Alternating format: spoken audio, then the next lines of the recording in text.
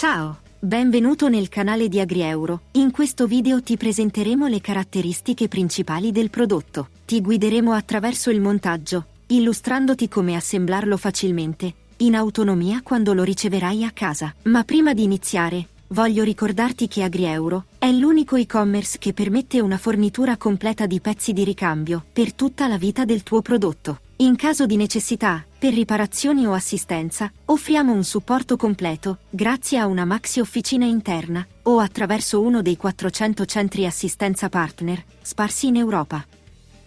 Ma ora, vediamo le caratteristiche principali del nostro prodotto. Il trattorino tagliaerba Honda HF 2625 HTE è dotato di un motore Honda GXV, bicilindrico a V da 690 cm3, con una potenza nominale di 22 cavalli.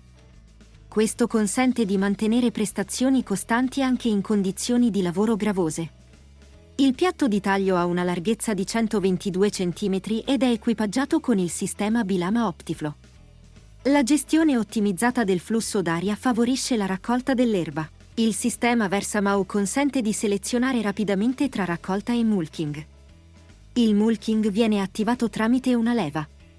Il cesto di raccolta ha una capacità di 350 litri ed è dotato di scarico elettrico, gestito da un motore comandato da pulsante.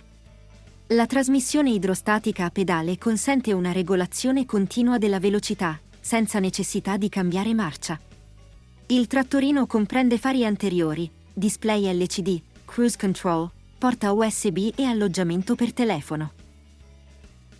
Ed ora, ecco la guida di montaggio del prodotto.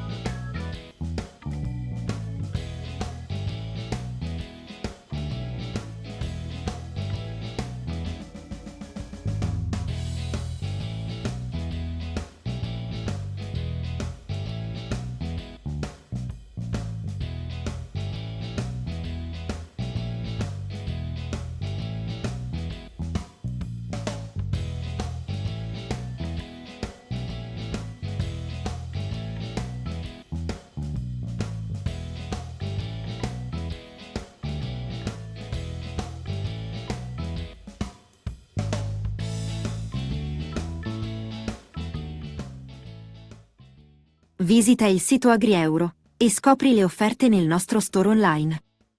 Clicca sul link in descrizione per saperne di più.